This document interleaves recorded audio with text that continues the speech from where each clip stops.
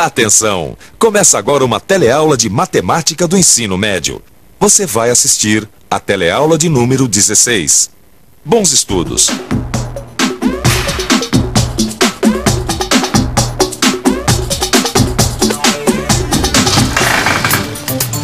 E aí, preparado para mais uma teleaula de matemática?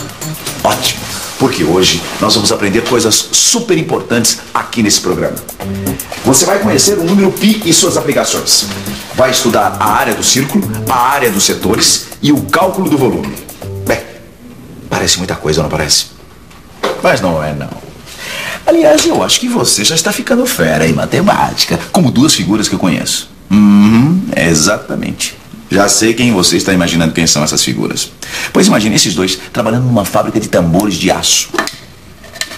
Um lugar onde certamente eles vão precisar, sem dúvida, das várias operações que envolvem os círculos.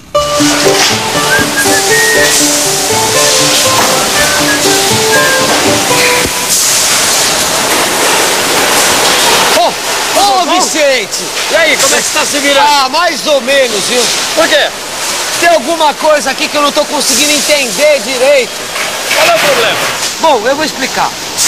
Olha, a chapa de aço vem com sua altura e com sua largura. Mas quando ela é curvada para fazer o tambor, a altura continua a mesma. Mas a largura vai ser igual ao comprimento da circunferência aqui em cima. Tá bom. Tá certo? Vamos raciocinar, vamos pensar matematicamente para ver se a gente compreende melhor o problema. Tá certo? Nós já sabemos as medidas que nós queremos nesse tambor, não sabemos? Tá certo. É. Nós já sabemos qual deve ser a altura. Tá certo. Tá? E qual deve ser o raio da circunferência da base. Exatamente. Né? A altura, como você mesmo falou, vai continuar igual. Tá certo? Tá certo. E a circunferência também vai ser igual ao comprimento da chapa. Olha aqui, ó. Tá certo. Tá certo? Certo. O raio também a gente já sabe qual deve ser. Agora, o difícil é calcular o comprimento, quando a gente já sabe qual deve ser o raio. Percebe? Oh, raios, é mesmo. Como é que a gente sabe o comprimento do círculo da base para o tambor, depois de pronto, ficar nas medidas que a gente quer?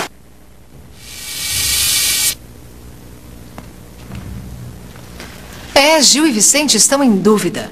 Como é que se calcula a largura do retângulo, que deve ser o comprimento do círculo da base do tambor, conhecendo o raio da base? Você sabe? Bem, para fazer esse cálculo, nossos amigos vão precisar conhecer um número fascinante, o número π. Você conhece?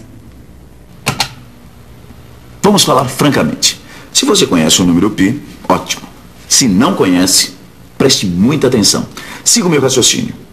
Antes de mais nada, pense nessa relação. O comprimento da circunferência está diretamente relacionado com a medida de seu raio, certo? Quanto maior o raio, maior será o comprimento. Mas como é que a gente descobre a fórmula dessa relação, hein? Bem, para descobrir essa relação entre o raio e o comprimento da circunferência, a gente precisa primeiro fazer o seguinte: medir o diâmetro. Você se lembra como é que se mede o diâmetro?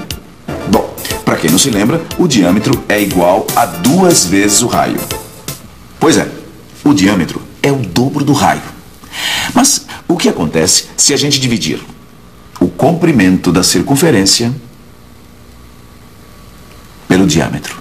Hein? Nós estamos aqui neste cursinho exatamente para saber o que acontece quando se divide o comprimento da circunferência pelo seu diâmetro. Vamos ver? O que acontece quando a gente divide o comprimento da circunferência pelo diâmetro dela? O número do π. Da π, né? Da π. A gente chega ao π. Π. Essa é a resposta.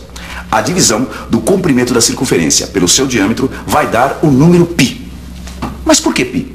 Pelo seguinte, sempre que dividirmos o comprimento da circunferência pelo seu diâmetro, vai dar sempre o mesmo resultado.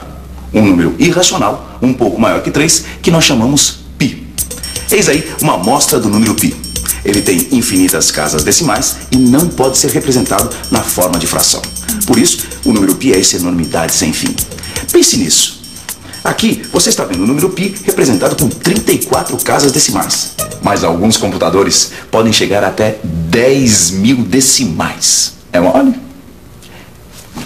Agora que você conhece o número π, vamos voltar ao nosso problema, que é descobrir como fazer cálculos com circunferências. Você já sabe que a divisão do comprimento pelo diâmetro de uma circunferência é igual a π. Isso mesmo. E você sabe também que o diâmetro d é igual a 2 vezes o raio. Substituindo d por 2r na primeira equação, ficamos com c sobre 2r igual a π. Multiplicando agora os dois lados da equação por 2r e depois cortando os 2r, temos a equação simplificada. C igual a π vezes 2r. Passando o 2 para frente, temos C igual a 2πr. Viu? Agora você conhece a expressão para calcular o comprimento de qualquer circunferência. Mas como será que fica essa fórmula C igual 2πr numa questão prática? Como será que esses nossos dois amigos aí podem resolver melhor os seus problemas aplicando essa fórmula que você já conhece?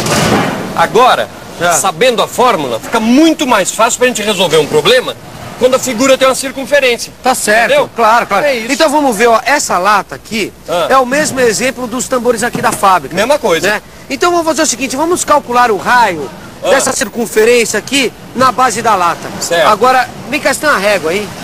Tem. Tem aqui.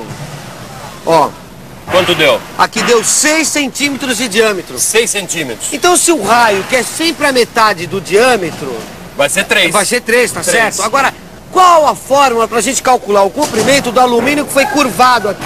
Eu sei, a fórmula é C, que é o comprimento, é igual a 2π vezes o raio. Então tá, então se C é igual a 2πr, Isso. tá certo? Então C é igual a 2π vezes 3. Então C é igual a 6π. 6π, é isso aí. Como é que a gente vai fazer essa conta? Tá aí uma boa pergunta, Vicente. Lembre-se, o número π é irracional e tem infinitas casas decimais. Por isso, a gente trabalha apenas com as 2 primeiras casas decimais, que definem aproximadamente o valor de π. Portanto, π fica valendo